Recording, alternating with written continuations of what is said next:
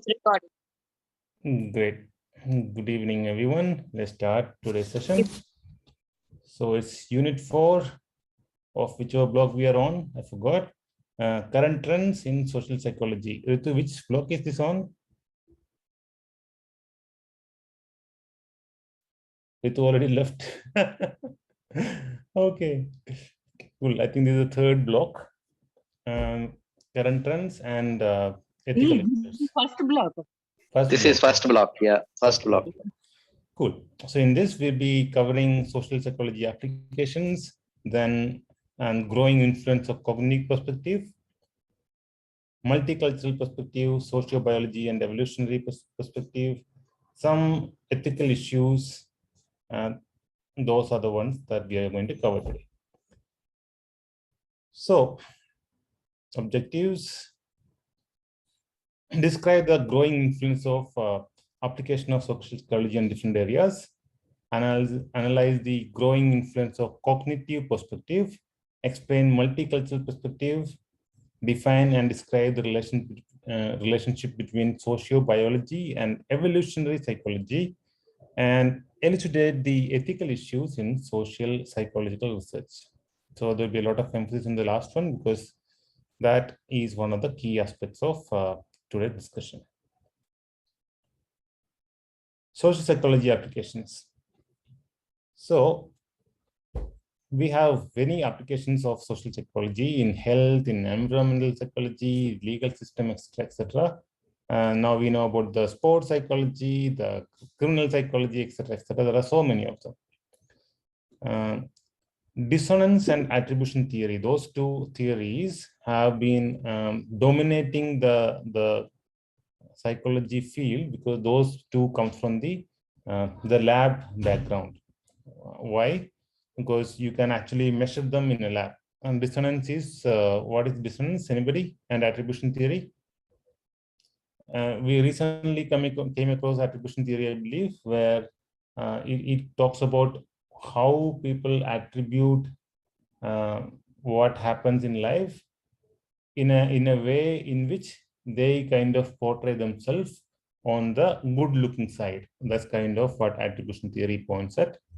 And dissonance theory talks in a similar lines. It says whenever there is a difference between your, let's say, your behavior and your knowledge or your, give me 1 second.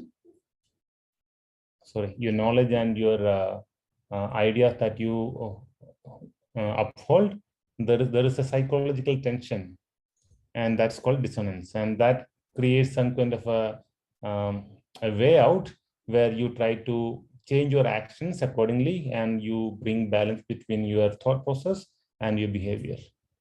So those two are observable phenomena. So most of the studies in this era or wherever we are talking about, not now, but let's say 10 years back, the predominant studies are all in those areas. But during the late 1960s, it was pointed out that the mainstream social psychology has emphasized individual cognitive processes and had neglected the social context. So these two, the dissonance and attribution theory, they are specific to people, individuals. So it could be like measured and studied in the lab and things like that. But those studies neglected the social context and that it had relied too exclusively on experiments in laboratory settings.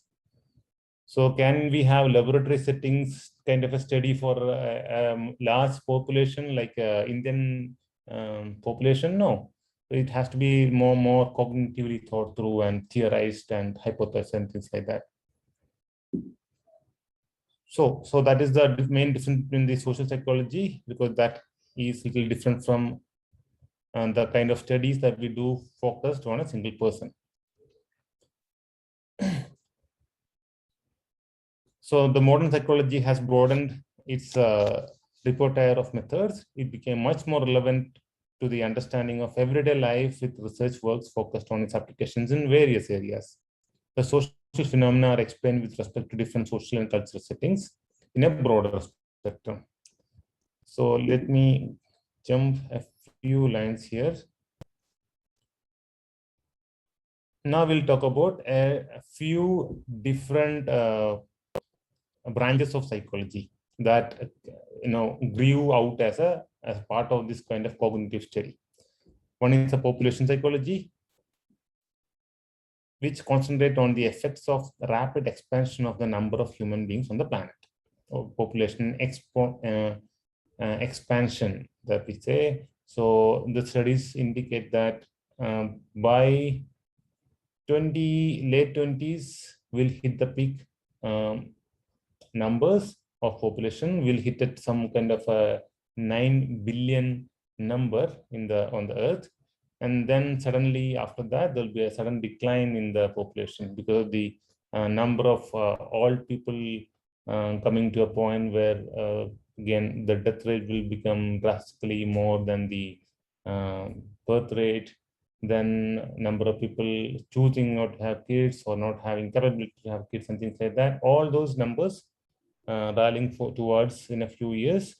The uncontrolled expansion theory, where we say that we are all headed for a doom after certain years because of the population, has been shown to be not scientific in the recent studies. It's not portrayed in our syllabus anyway, just pointing it out. So we are going to max out as a human race at about 9 billion, and the numbers will drastically collapse after that. And we'll probably come back to something like 7 billion, and we'll stay there for a longer time. So the population psychology talks about things like that, how certain behaviors of the masses change as per the expansion in numbers in population. So there is a nice story given using a chessboard. It's just an old story where whoever invented, well, somebody did something good for the king. King asked what you want, and the intelligent person said, I want 1 grain of, let's say, rice or wheat or whatever in the first square of a chessboard. The second one, I want 2 of them. The third one, I want 4 of them. So every subsequent square, I want twice as the number of grains of rice as in the previous square. So the king thought, okay, this whole thing will come up to maybe one or two, sacks of grains. So he said, okay, I will give it to you. Your wish is granted. But when he started practically giving it away, he realized that the number of grains of rice that will be needed to meet the requirement is something like 75 billion metric tons. That's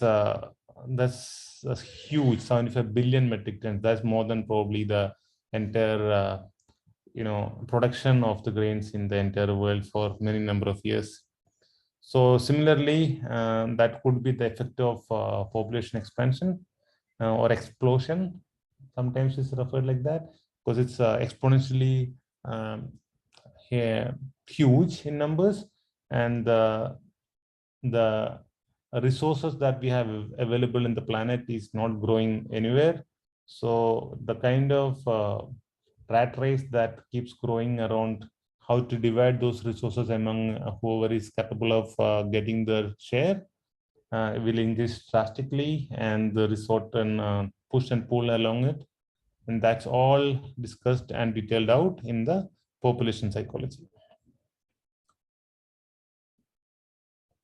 Okay, so what do we do about it? So to bring about the change, it's obviously important for psychologists to help increase the quality and quantity of such education, to bring about changes in reduce situational constraints, either to modify dispositional variables or to modify educational messages and conceptual availability to take account of individual differences. That's a old study, but recent studies are all pointing at this is not a big problem as such. As I said, the numbers will crumble and then fall back to a stabilized number. And in the recent past, also it's needed to be pointed out that the production of food compared to the demand of food, the gap has been constantly reducing, not growing in the recent years. So that's one. And the second branch of psychology that we are going to focus is health psychology. So since we lost some time, I'll be quickly skimming through some of these points. If you have questions or some ideas, stop me please, and we'll discuss it. Health psychology is a specialty that studies psychological processes affecting the development, prevention, and treatment of physical illnesses. So mental state affects physical state.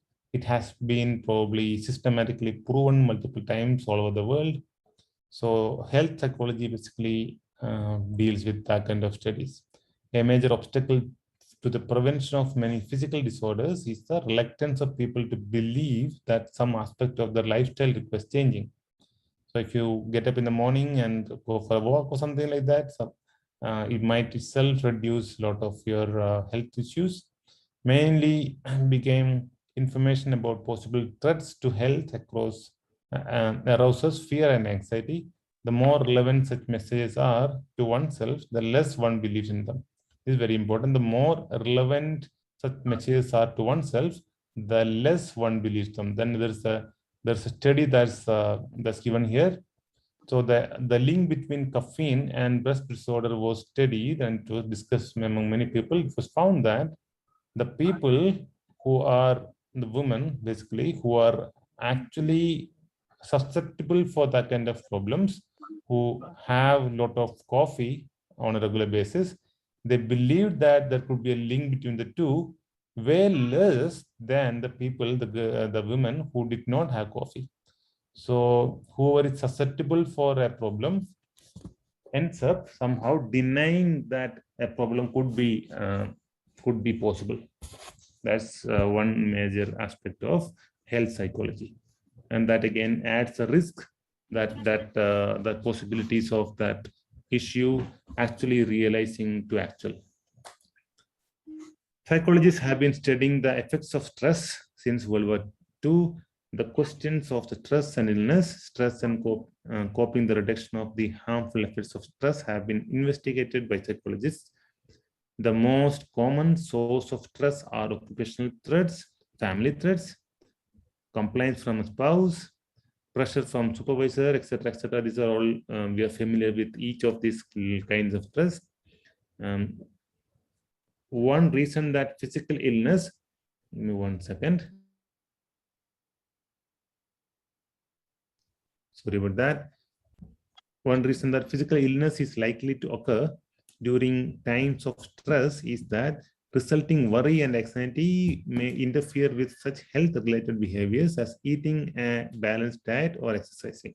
So when you're stressed out, you stop focusing your energies on health-reviving activities, which could be one of the reasons why health gets affected when you are stressed out. In addition to this direct effect, in addition to this indirect effect, the body's immune system functions less well when stress is high. This has been again proven that your immune system, the RBC count, as well as other factors that helps your immunity, they grow less and less as your stress levels go higher and higher. So one of the ways in which they treat things like cancer, for example, irreversible levels of cancer and all, is to have you in a retreat, isolated from the entire world, having a very peaceful life and having some treatments in that level, which have sometimes drastic effect of reversing the entire condition. Okay. Then I will skip over a few of these things and come to this type A behavior patterns and type B behavior patterns. The OB people just did this experiment. Type A is the kind of people who are more focused on the job, getting things done, progressing this career, and get stressed about it all the time. Type B is not just the reverse, but somewhat taking things in a lighter note. So it's seen that type A people usually always get, killed by themselves or by heart attack or road accidents, because of rash driving, of course, because all this happens because of the building of the trust in their life. So once you get stressed, yeah. Someone has a comment? No. Okay, I'll continue. So there have been studies which indicates that type A people compared to type B have higher blood pressure, produces smallest amount of SDL, high density, something good cholesterol, okay, and are twice likely to suffer from heart disease. So congratulations to all our type A people. Hopefully you'll be fine soon. It appears that the anger component is critical. I think I am also type A, I don't know, but it's not a good thing to be, in short. It appears that anger component is a critical factor that leads to coronary problems. Your eye problems, coronary, I believe, corona.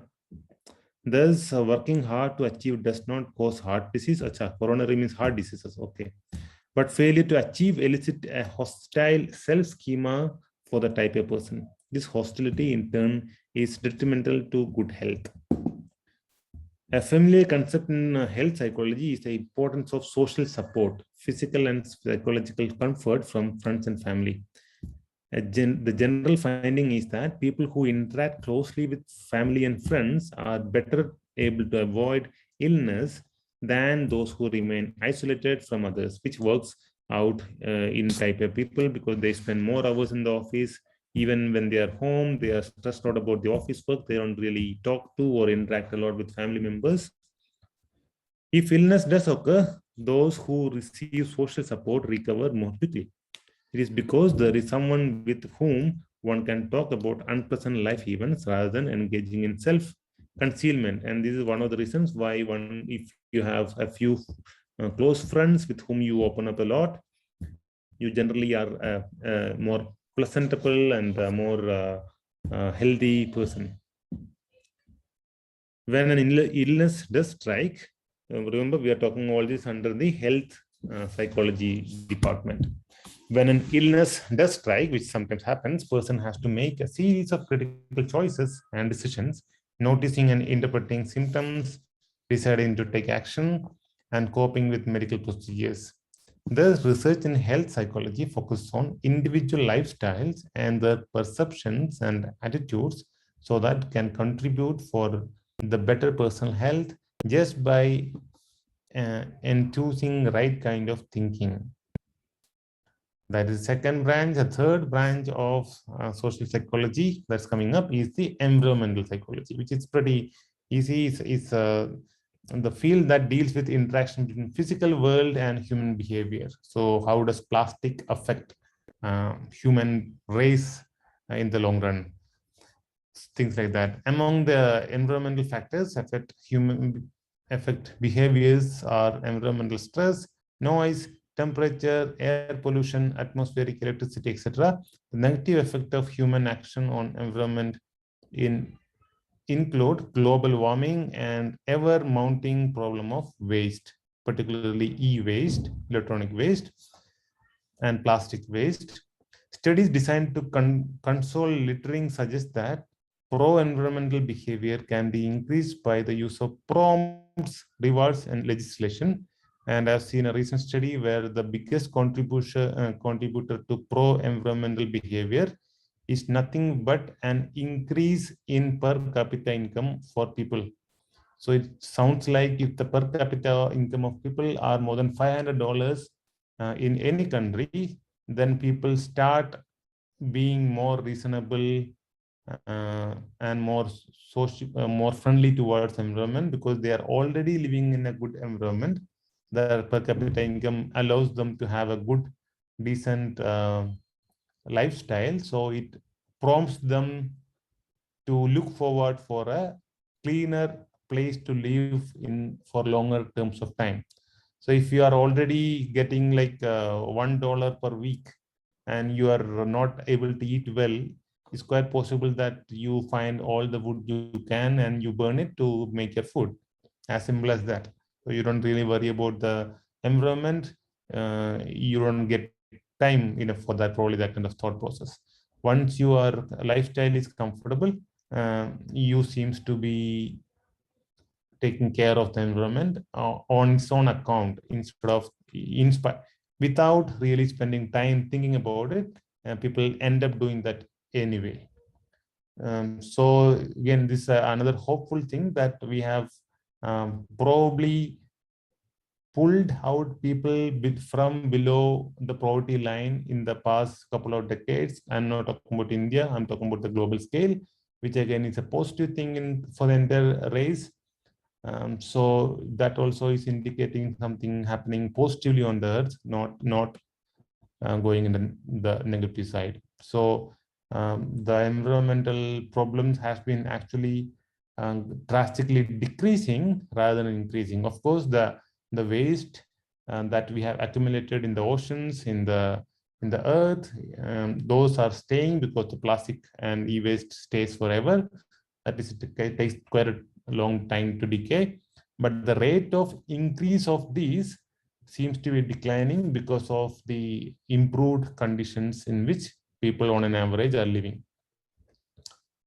Okay, next one is industrial organizational psychology, which is some of us are doing this as a specialty now. So it's definitely one of the major branches of psychology. It is an application of social psychology, which focuses on understanding behaviors in work settings, especially within the fields of industries and organizations. So job satisfaction, then HR policies, work motivation, all that comes into this. Organizational conflicts can be reduced or resolved by such techniques as bargaining, superordinate goals, and induction of repress incompatible with anger and conflict. Anyway, so there's nothing much to talk about it. That's actually not a growing branch of science. It's a kind of grown branch of science already in psychology. Next one is probably the last one, is the legal system and social psychology. Forensic psychology has produced ample evidence that reality of our legal system doesn't really live up to its standards. Witness and defendants are influenced by interrogation procedures and media publicity. Eyewitness testimony is often inaccurate, and the behaviors of attorneys and judges can influence the verdict. Jurors respond in parts on the basis of cognitive reinterpretation of the evidence and on emotional basis for and against specific defendants. So that is the kind of things that is studied under legal system. Ever increasing demands of psychology on various fields call for specialist help to work in these areas.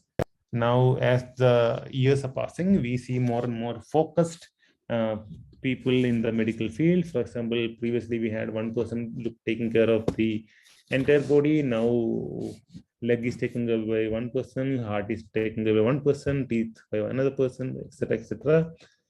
Similarly, in psychology, we are getting fine-tuned people at this point. Some people only work about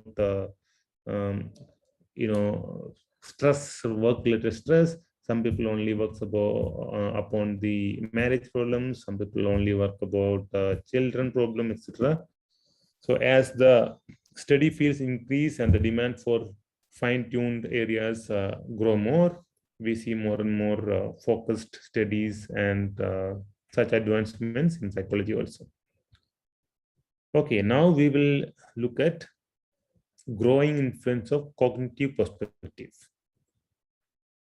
So this is like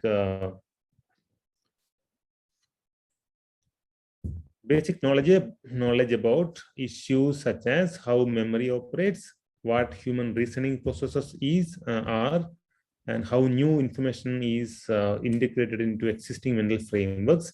These are the things that we study in the cognitive one.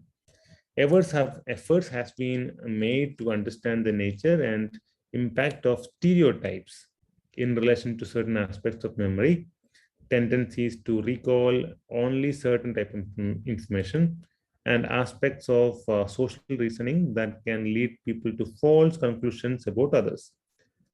The results of research conducted within this perspective have been shown that affect is an important determinant of many forms of social behaviors, ranging from helping on the one hand through aggression and conflict on the other hand. Researchers have also studied the relation between affect and cognition, how feelings shape thought and how thought shapes feelings. those comes under the cognitive perspective of psychology. Then we come to the multicultural perspective, because the studies that we currently have, most of it are all based on the US culture. And is it applicable to everyone across the globe? Answer is no. And recently, probably when this syllabus was created, the demand for let's say modification or adjustments in all the studies as per the culture, because culture has shown to be affecting the psychological background and way of working for people across the globe. So cultural differences definitely play a huge role in all these matters.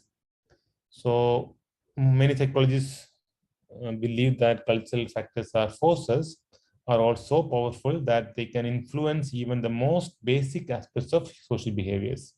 It's increasingly becoming clear that cultural differences are an important topic in their own right and should receive careful attention in social psychological research. Why do people from different cultures react in constraining ways to various situations? The study of such issues may help clarify those aspects which are universal and those that are culturally determined. Some of the factors are universal, some of the factors are culturally determined. Now comes to sociobiology and evolutionary social psychology. The social behavior influenced by biological processes and by genetic factors. Which one is the most influential? We don't know. That's again a question mark. Many social psychologists today believe that our preferences, behaviors, emotional reactions, and cognitive abilities are affected to some extent by our biological inheritance. Sociobiology, a discipline that is based on the thought that many aspects of social behaviors are the result of evolutionary processes in which patterns of behaviors that contribute to reproduction are strengthened and spread throughout a population. This is coming from Darwin and similar theories. The end product of all this is to have a stronger next generation, or a more healthier, bigger number next generation. Evolutionary social psychology suggests that social tendencies towards behaviors that are most adaptive from the point of view of survival increase in strength over time within a given population. But it is also recognized that such tendencies change in response to environmental and social conditions. They can even be altered by cognitive processes. But some of the basic assumptions of sociobiology are questioned. Behaviors can be changed. Tendencies in social behaviors should exist because they are the result of long evolutionary process is also rejected.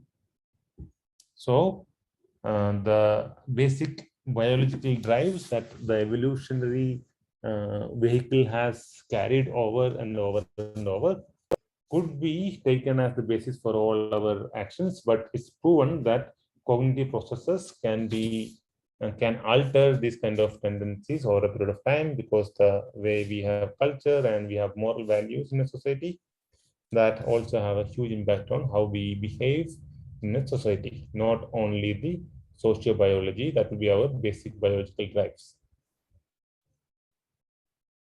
Some ethical issues in social psychology. This was actually an important question, repeated question, and that's probably the last topic. So I'll take it with this flow. Interestingly, in Second World War time, mainly the German, sadly, and some other countries also, in the concentration camps, they did a lot of experiments. For example, how to torture somebody for longer periods of time without killing him. So if you caught a spy, for example, it's very important that you extract all the secrets from him. Definitely, it takes some hard questioning, using tools and inflicting pain. And when you're doing so, it's also important that the person should not die. So I've been like went through some documentation over it some time back, and some of those, once you read it, it's going to be difficult to sleep for a few days. For example, it was found that human can withstand heat up to 160 degrees Celsius. So in 100 degrees Celsius, water boils. But if you slowly put somebody and kind of boil him, it's nice, no? You can actually keep it going till 160. Your blood will boil. The person will still be alive. You can still torture him. So things like that, experiments like that were conducted during the Nazi concentration camps. And there were many scientific studies, experimentations, because now you got guinea pigs, right? Thousands of guinea pigs. They are anyway bound to be gas chambered, and they were supposed to be killed anyway. And they were finding innovative ways of killing huge number of people in a short span of time without spending a lot of resources. So all that came out after the World War was over, and there was a lot of noise from all over the place, all over the world, against this kind of experiments on human. So this here we have a couple of issues mentioned. One is about the World War. Second is in US, in Alabama, Tuskegee, there about 399 poor African American people were having syphilis.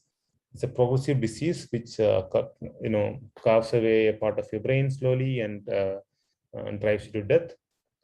They want to study the effects slowly and over a very painful 40 years. Huge. How can a person see the other person dying and keep taking readings over 40 years? Even if it's for a claim that the result can be used for making medicine to help the entire 7 billion people, still think about someone doing that kind of a feat. Very interesting that people can do it. But it's proven that it can be easily done by people. In spite of having penicillin available, which is a cure for this disease, very cheap and very easily available, they did this experiment, and that's not in before Christ or something. Is in 1932. So after this, there were many outcries about this kind of things, and then there were studies about how to stop these things, and there were consensus over what kind of things can be done and cannot be done in studies of psychology and biology, of course, including where human lives were, affected directly. So some of the issues that are happening in the studies are, one is the deception. There are multiple ways of deception. So one problem in psychology is that if you tell them that we are going to measure your braveness and you give them a survey, everyone can come out to be the bravest, quixote ever. So you cannot really conduct a good study and expect to get good response in a study in psychology if you disclose the entire idea to the subjects also. But that's a problem. Now, what should be the boundary? So deception deals with things like that. So you have to somehow make sure you're not deceiving the person to extreme level where he is exploited or he gets into a harmful situation or things like that. Implicit deception is when actual situation is so different from what the subject expects that they behave under incorrect assumptions. So they were told something, they were doing that, but the actuality was the situation is totally different. Technical deception is when the equipment and procedure of an experiment are misrepresented. So you are told that we are going to scan your number of hair, but they are actually scanning your brain if you have one. So that kind of things are under technical deception. Role deception is when there's a group being studied, but one of them is actually a confederate of the researcher, and he or she influences the masses, and they kind of